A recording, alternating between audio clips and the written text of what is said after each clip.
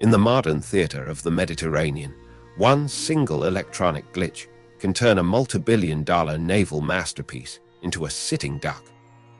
Imagine a scenario where the Italian Navy destroyer DDX finds itself operating in the volatile waters of the Strait of Sicily, its advanced radar suite suddenly overwhelmed by a swarm of low-cost, uncrewed surface vessels.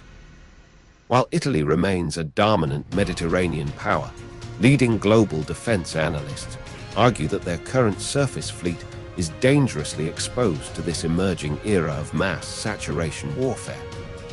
The Italian Navy is currently pouring 2.7 billion euros into the DDX program to secure its maritime influence. Yet this massive investment faces a harsh tactical reality. A warship designed for high-intensity combat is increasingly vulnerable to asymmetric threats that cost a mere fraction of the hardware they intend to destroy. If a vessel representing the pinnacle of European engineering becomes defenseless against simple, inexpensive swarms, does it truly provide dominance, or is it merely an incredibly expensive liability in a future conflict? This is not just a technological challenge, but a strategic crisis that requires a complete rethink of how the Italian Navy approaches the next decade of naval supremacy.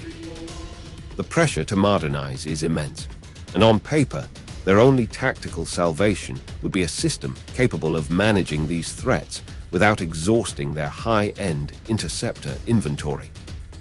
Before we go on, do you believe these massive destroyers are still the best way to secure our seas in this new era of drone warfare? Or is it time to change our approach? Please leave your thoughts in the comments below and tell me where you are watching from. If you value deep dives into the future of global defense, make sure to subscribe to the channel so you do not miss our full analysis of how this technology will reshape the modern battlefield. The current Italian surface fleet finds itself in a state of strategic irony, where immense capability meets profound vulnerability. While Italy possesses the Durand de la Penne class destroyers and the newer Theon de Revel class multipurpose ships, these vessels were birthed from a doctrine built for a different age. The Durand de la Penne class, while historically significant, lacks the modern sensor integration required to process the sheer volume of data inherent in current electronic warfare environments. On the other hand, the Theon de Revel class ships are marvels of modular flexibility, yet they are often viewed by tactical experts as being stretched too thin when tasked with high-end air defense duties against sustained peer adversary pressure. This leaves the Italian Navy in a paradoxical situation. They invest billions into high-tech platforms, yet the core of their fleet remains exposed to the simplest of threats. The critical gap is not a lack of firepower, but a lack of efficiency in target discrimination.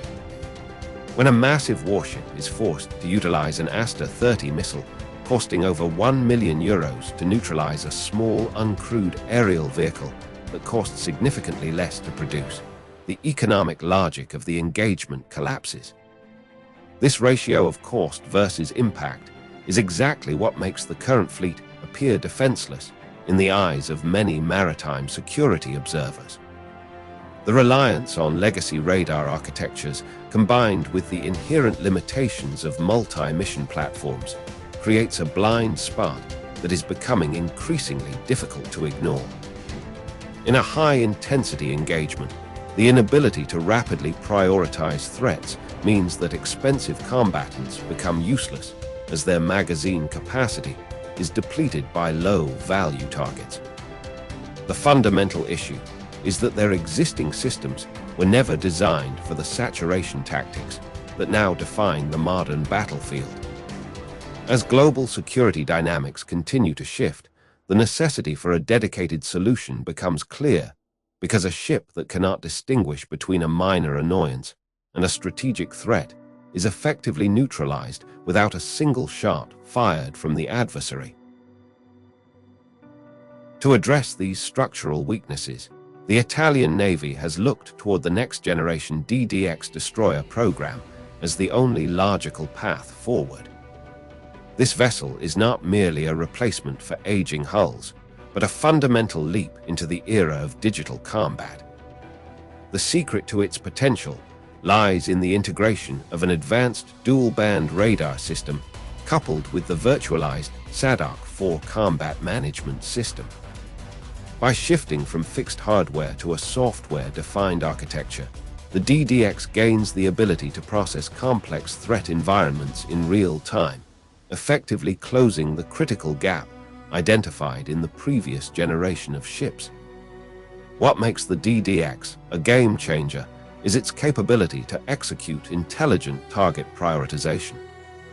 Instead of blindly firing expensive interceptors at every incoming signal, the ship is designed to classify and engage targets based on their actual threat profile. This means low-cost, uncrewed vehicles can be addressed with cost-effective countermeasures, while reserving the more potent missiles for primary strategic threats. This is not just a technological upgrade, it is an economic necessity that transforms the vessel from a vulnerable platform into a master of the engagement. By effectively managing its resource expenditure, the DDX ensures that it remains combat-ready even when faced with overwhelming numbers. Furthermore, the ship serves as a central hub for naval connectivity, capable of coordinating local defense networks and linking directly with land-based air defense and other assets in the region. If successfully deployed, this destroyer would redefine the standard for naval protection, ensuring that the Italian Navy maintains its operational edge in the face of rapidly evolving asymmetric threats. It provides a level of tactical dominance that current platforms cannot achieve, effectively shielding the fleet from being overwhelmed by the saturation tactics of modern adversaries. Ultimately, the DDX represents a sophisticated move to restore balance, turning the tide against opponents who rely on quantity over quality, and proving that smart technology is the most powerful weapon on the water today. Despite the clear tactical advantages the DDX program offers, the road to implementation is far from smooth. Italy continues to navigate a complex landscape of budgetary constraints and shifting defense priorities within the North Atlantic Treaty Organization framework. While the industrial partnership between major domestic firms remains robust, the immense technical demands of the program mean that any delay in development could leave the Navy relying on legacy assets that are increasingly exposed in a modern combat environment. The race to finalize these destroyers is not just a project for the shipyards.